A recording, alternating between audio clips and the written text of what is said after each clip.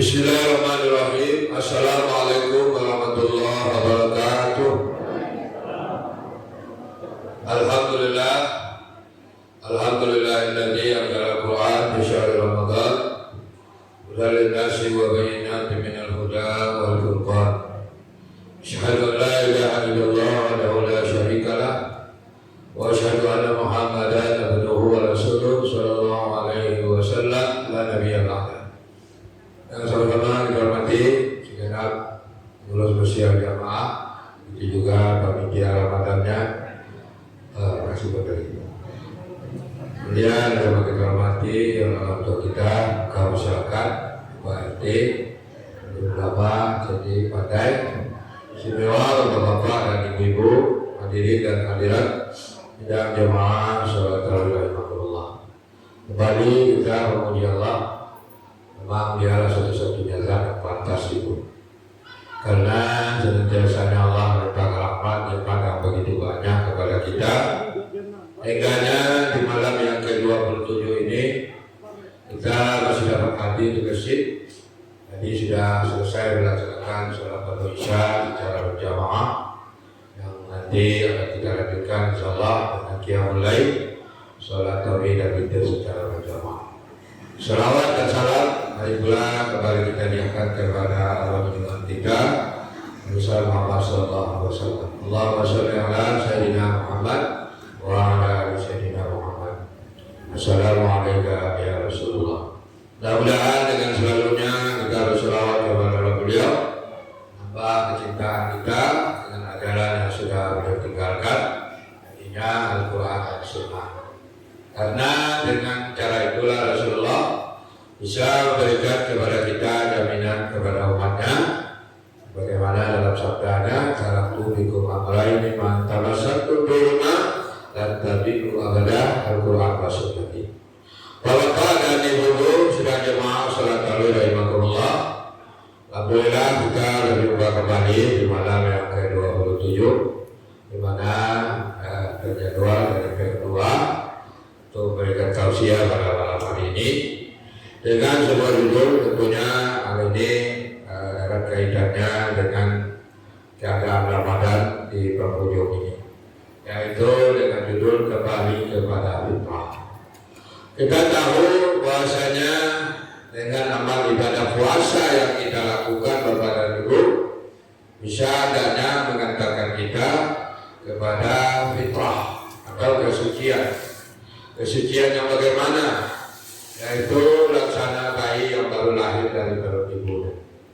Sehingganya apa kata Rasulullah dalam sabdanya, celaka manusia di mana masuk Ramadan dan berlalu Ramadan dan dosanya tidak diampuni oleh Allah. Nah, jadi kalau dulu salafus saleh, para sahabat, yaitu tabi'in itu di akhir-akhir Ramadan itu berbanyak di masjid daripada di rumah.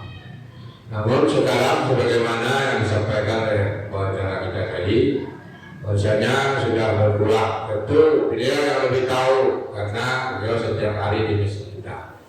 Jadi kenapa salafus saleh atau orang-orang yang hidup di zaman dahulu merasa bersedih ya kalau sudah di akhir Ramadan, apalagi 10 akhir Ramadan, karena dia takut dengan ancaman Rasulullah tadi. Ya, mana tahu Ramadan tahun ini adalah Ramadan yang terakhir buat dia. Itu juga hendaknya pandangan kita seolah-olah menganggap Ramadan ini Ramadan yang terakhir. Kalau kita menganggap Ramadan yang terakhir, tentu maksimal usaha kita untuk mengisinya dengan amal ibadah. Ya, sehingga tidak ada lagi pemeo.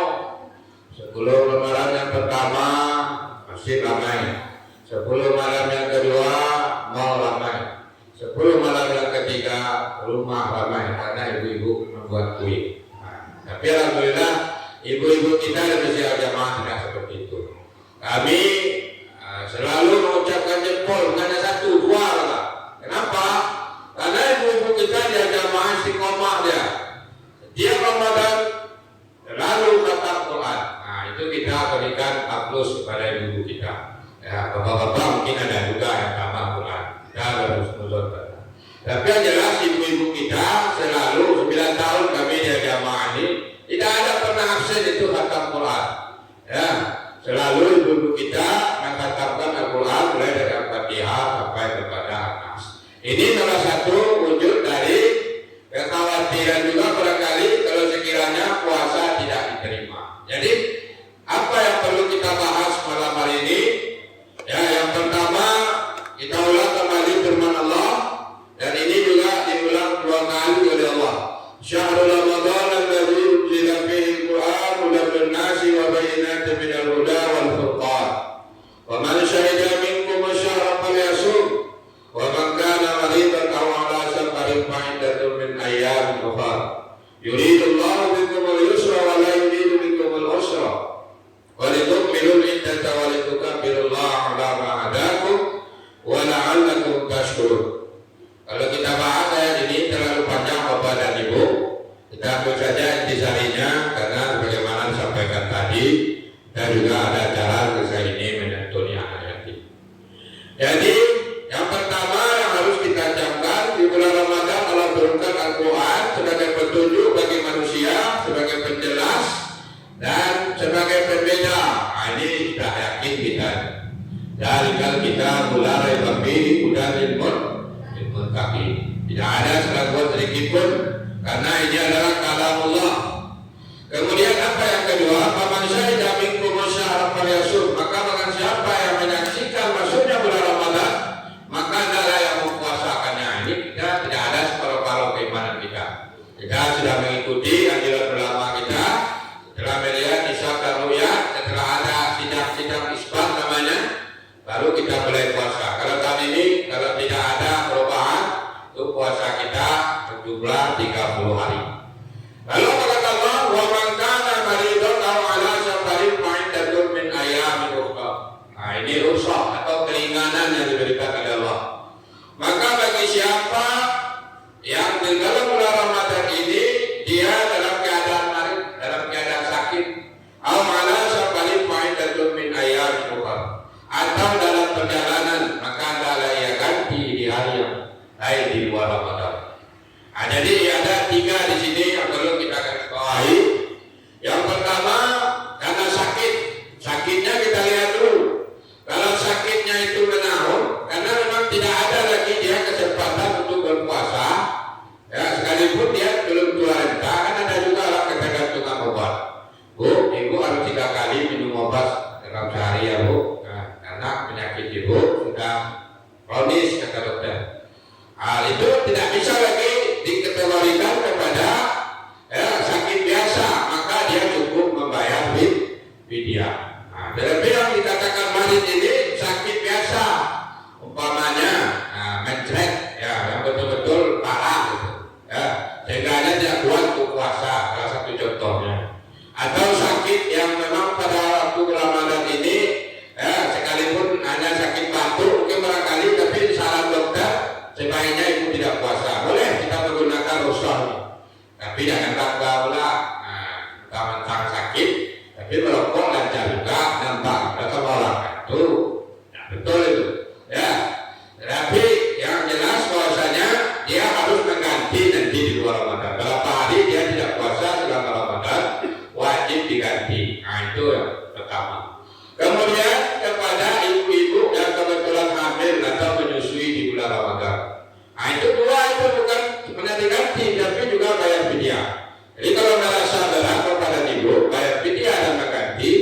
Itulah kehamilan itu, hamillah setelah hari raya, bulan puasa kelamin. Ya, karena diganti dan membayar fidyah.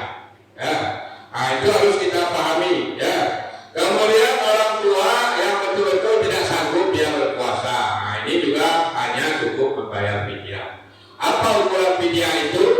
Yaitu berapa makan kita 1 hari, itulah yang lebih tahu. Ya, boleh jadi 20.000 1 hari. Ya, boleh jadi selera bapak dan ibu, selera kakak berdua. Kalau bapak les sekali makan, 2 kali makan berapa karena itu 36.000. Dan jelas apa yang kita konsumsi sehari-hari itulah yang kita berikan untuk membayar fidyah itu. Nah itu Yang kedua yang perlu kita pahami supaya kita betul-betul kembali kepada fitrah kita sebagaimana diharapkan dari ibadah puasa. Lalu apa perintah Allah yang selanjutnya? Walitukmilul iddata walitukabbirullaha ala ma hadakum wa la'allakum tashkurun. Walitukmilul iddah, sempurnakan bilangan puasamu kata Allah. Ya. Kalau 30 ya 30, tidak ada dasar 29 setengah. Nah ini kadang-kadang ada juga yang mengamalkan ini. Ya. Dalam Pak Ustaz, harus yang 4 dalam Pak katanya. Sudah 1 Syawal nih, boleh kita buka Ustaz? Tidak ada. Ya. Puasa itu tidak ada setengah hari. Ya, istilahnya setengah hari mulai dari pagi sampai terbenam matahari, itulah yang puasa. Tidak ada puasa sampai jam 12 siang. Ya. Puasa itu ketentuannya menahan diri dari makan dan minum dan dari melakukan hubungan suami istri, ya, atau muntah dengan sengaja mulai dari terbit fajar sampai terbenam matahari. Nah, itu ketentuan atau undang-undang tentang puasa. Kemudian yang terakhir, ya, itu masalah zakat fitrah.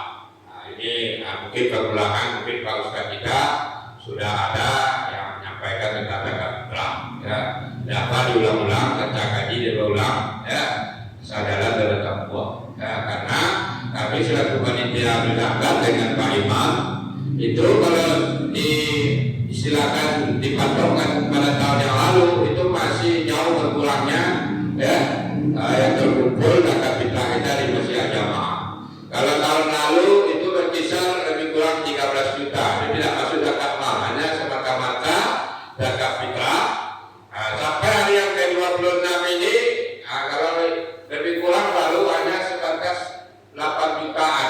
Jadi masih rencana Pak Imam hari Senin akan dibagikan, maka kita untuk hari Selasa supaya apa yang diberikan nanti, ya, bisa dipergunakan oleh fakir miskin.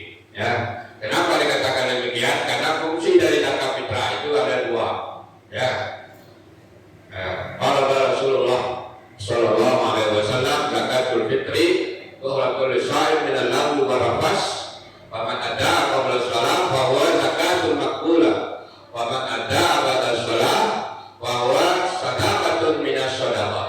Ya, Rasulullah mewajibkan yang namanya zakat fitrah. Jadi jangan menganggap bapak-bapak dan ibu-ibu zakat fitrah itu hukumnya sunnah, tapi adalah wajib. Ya, apa fungsinya? Yang pertama untuk membersihkan, ya, bagi orang berpuasa itu dari kata lama walapas, kata-kata sia-sia dan kata-kata keji. Ya, apa itu kata sia-sia? Ya, umpamanya berbohong, ya, apa sengaja sudah berbohong. Ya, Pak Ustaz, itu di rumah Pak Ustaz, insyaallah katanya itu kan. Rupanya ada kegiatannya yang lupa dia sebetulnya. Ada yang lebih penting, negara tidak datang. Mudah-mudahan dengan membayar zakat itu, zakat fitrah itu tertutup. Ya. Atau kata-kata keji, ya, menghina saudara kita, mungkin kata keji itu. Mudah-mudahan dengan membayar zakat fitrah itu akan tertutupi. Tetapi kalau puasa yang batal itu tidak selesai dengan zakat fitrah. Kalau kita ibarat membawa ondel Bapak dan Ibu, itu cukup sekali. Itulah jadi, maka diganti di hari yang lain atau dengan membayar fidyah. Jadi itu harus kita paham. Kemudian paman ada qabla shalah bahwa zakatul maqbulah. Asia dan bagian sebelum sholat Idul Fitri itulah yang zakat fitrah. Bukan tidak ada juga pengalaman. Setiap tahun ada pengalaman. Dan turun kasih dari pihak Ustaz zakat fitrah, Ustaz. Dari mau pada singgol kawan. Padahal bukan lagi disebut zakat fitrah, tetapi hanya sebatas sedekah dari sekian banyak sedekah. Jadi bagi bapak dan ibu yang kebetulan belum membayarkan zakat fitrahnya, marilah kita salurkan kepada penjaga di masjid kita supaya nanti maksimal kita bagikan kepada yang asnaf yang 8 itu, baik itu fakir, miskin, mualaf kalau memang ada, musafir, pokoknya sesuai dengan ketentuan. Jadi dapat kita simpulkan bapak dan ibu pengajian kita pada malam hari ini, kembali kepada fitrah itu adalah harapan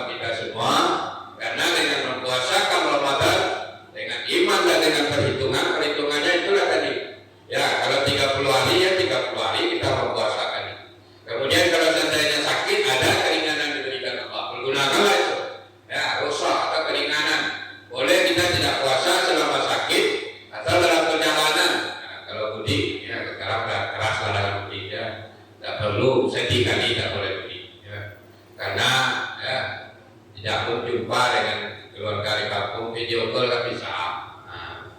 Jadi kita berhusnuzon saja kepada pemerintah. Saya bukan dalam kapasitas menjilat, tidak mungkin pemerintah memberikan anjuran kalau tidak ada manfaatnya buat masyarakatnya. Itu husnuzon kita. Jadi yang perlu kita sedihkan kalau seandainya Ramadan berlalu, dosa kita tidak diampuni. Itu yang perlu kita sedih. Tapi kalau tidak boleh mudik, tidak perlulah larut kali dengan kesedihan. Ya, karena lain waktu kan bisa kita tengok kampung, kita kan lari kampung dulu. Jadi mudah-mudahan pada minggu sidang jemaah sholat tarawih rahimakumullah. Kemudian yang terakhir itulah tadi ya, yang namanya zakat fitrah. Mari kita bayarkan sebelum sholat Idul Fitri. Kalau di masjid kita ya sebelum hari Selasa lah, karena hari Selasa sudah kita distribusikan. Ya. Dan terakhir sekali wali kutub birullah, karena kami mungkin kepada nilai terakhir menyampaikan kepada Bapak dan Ibu itu perintah Allah terakhir wali kutub birullah, takbirlah kamu merayakan kemenangan. Ini masih minim juga di masjid kita. Selesai Ramadan pas malam takbiran masjid seolah-olah tidak ada penghuninya. Mari sama Bapak kita ramaikan nanti ya, sekalipun dengan prokes tentunya, pakai masker ya. Yang jelas perintah takbir itu ada dalam Al-Quran. Ya, kalau tidak boleh umpamanya open house itu kan bagi pejabat-pejabat gitu. Ya. Tidak boleh buka bersama ya. Alhamdulillah kita secara langsung sudah mengerjakan apa yang dianjurkan oleh pemerintah. Yang jelas bahwasanya kita harus berkeyakinan pada tahun ini ya, hendaknya ya, apa yang kita harapkan dari puasa yang kita lakukan ya, tidak-tidaknya adalah merubah perilaku kita. Kalau selama ini kita lalai dalam pelaksanaan ibadah sholat, nanti sama-sama kita rubah ya, karena kita lah yang akan merubah. Innallaha la yughayyiru ma biqaum hatta yughayyiru ma bi anfusihim. Tidak akan ada orang yang merubah kebiasaan kita, melainkan diri kita masing-masing. Mari sama-sama kita introspeksi diri, termasuk diri kami sendiri. Kalau sekiranya ada dampak dan kelalaian kita masih ada, tidak ada istilahnya kata terlambat, karena yang namanya ya taubat ampunan daripada Allah masih terbuka untuk kita. Mudah-mudahan apa yang kami sampaikan berfaedah bagi kita semua, itu juga bagi kami yang menyampaikan. Berbanyak maaf kami sudahi, bila taufiq wal hidayah. Wassalamualaikum warahmatullahi wabarakatuh.